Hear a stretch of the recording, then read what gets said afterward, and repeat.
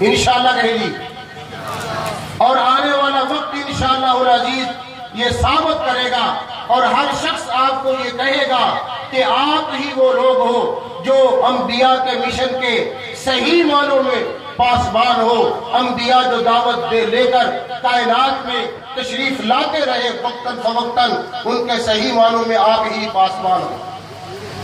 حضرات انبیاء علیہ الصلوۃ والتسلیمات، ایک دو باتیں آپ سے کرنے کے بعد اجازت چاہوں گا۔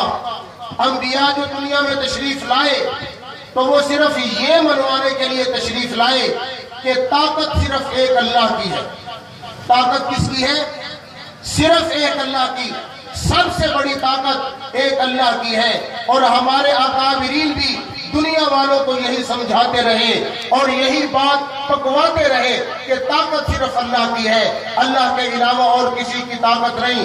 دنیا میں معاشرے میں ایک دوسری طاقت کا وجود ملتا ہے جس کو جمہوریت کا نام کہا جاتا ہے، اور جس کے لیے کہا جاتا ہے کہ انسانوں کی کثرت ہی سب سے بڑی طاقت ہے، لیکن طاقت وہ نہیں، طاقت وہ ہے جو سب سے بڑی طاقت ہے، اور وہ طاقت کس کی ہے؟ اللہ کی۔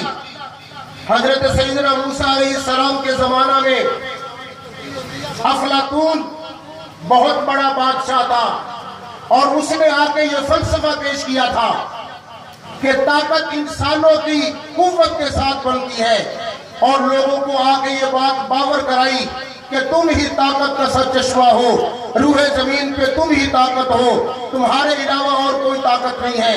پھر حضرت موسیٰ علیہ السلام کے زمانے میں جادو عروج پر تھا، اور اللہ تعالیٰ کی حکمت کار فرما یہ رہی ہے کہ جس زمانے میں جس چیز کو عروج ہوتا تھا، اللہ تعالیٰ وقت کے پیغمبر کو اسی میں کمال عطا کر کے دنیا میں بھیجتے تھے۔ جادو کا عروج تھا، انسانیت کا ہجوم لگ جاتا تو کہا جاتا کہ طاقت صرف تم ہو، طاقت اس کے علاوہ اور کوئی نہیں ہے۔ اللہ تعالیٰ انبیاء کو دنیا میں بھیجتے کہ جاؤ لوگوں کو جا کے بتلاؤ کہ طاقت انسانوں کی نہیں ہے، طاقت کسی اور کی نہیں، طاقت اگر اس روح زمین پر ہے تو وہ صرف ایک اللہ کی ہے۔ حضرت موسیٰ علیہ السلام کو اللہ نے نبوت کے لیے منتخب کیا، اور حضرت موسیٰ نے اللہ کا نام لے کر کائنات والوں کو بتایا کہ طاقت صرف اللہ کی ہے اور کسی چیز کی طاقت نہیں ہے۔ پھر وہ منظر اور وہ وقت اور وہ میدان آج بھی قرآن اس بات کا گواہ ہے کہ جب جادوگروں نے اپنی اپنی رسیاں ڈالی تھی تو اللہ نے موسیٰ سے کہا، موسیٰ تیرے ہاتھ میں کیا ہے؟ پروردگار عالم میرا ڈنڈا ہے، عصا ہے، جس کے ساتھ میں بہت سارے کام لیتا ہوں۔ فرمایا موسیٰ آپ اس کو ڈالیے۔ حضرت موسیٰ نے اپنا وہ عصا ڈالا، جب وہ عصا ڈالا تو بہت بڑا اژدہا بنا۔ وہ اژدہا اس قدر طاقتور تھا کہ جس نے تمام تر سانپوں کو نگل لیا، اور مفسرین نے لکھا ہے کہ حضرت موسیٰ علیہ السلام اتنے بڑے اژدہا کو دیکھ کے گھبرانے لگے، خوف کھانے لگے۔ اللہ نے فرمایا موسیٰ لا تخف، گھبرانے کی ضرورت نہیں ہے، آپ اس کو پکڑیے، سنعیدها سیرتها الاولی، آپ اس کو پکڑیے، جیسے ہی آپ اس کو پکڑیں گے یہ بڑا اژدہا اپنی پہلی حالت میں اور پہلی کیفیت میں آ کے دوبارہ آپ کے ہاتھ میں ڈنڈا بن جائے گا۔ اور اس میدان میں حضرت موسیٰ علیہ السلام کا وہ عصا اور حضرت موسیٰ کا وہ معجزہ وہ اس بات کا غماز ہے کہ دنیا میں طاقت لوگوں کی نہیں، طاقت کس کی ہے؟ کس کی ہے؟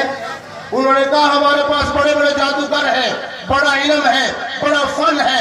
وہ فن تھا، شعبدہ تھا، اور وہ شعبدہ بازی تھی، لیکن موسیٰ علیہ السلام کو اللہ نے علم نبوت سے سرفراز فرما کے دنیا میں بھیجا، اور حضرت موسیٰ نے یہ ثابت کیا کہ اس دھرتی پہ طاقت صرف اللہ کی ہے، اللہ کے علاوہ اور کسی کی طاقت ہے۔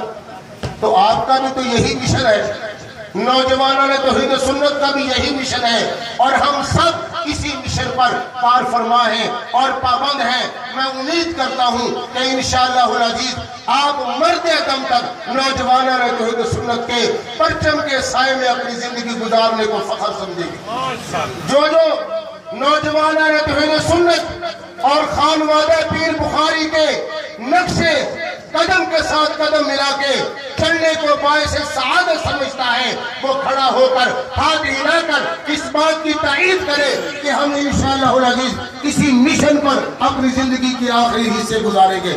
نعرہ تکبیر خطیب اسلام ولی کامل سید عنایت اللہ شاہ بخاری جیوے جیوے جیوے جیوے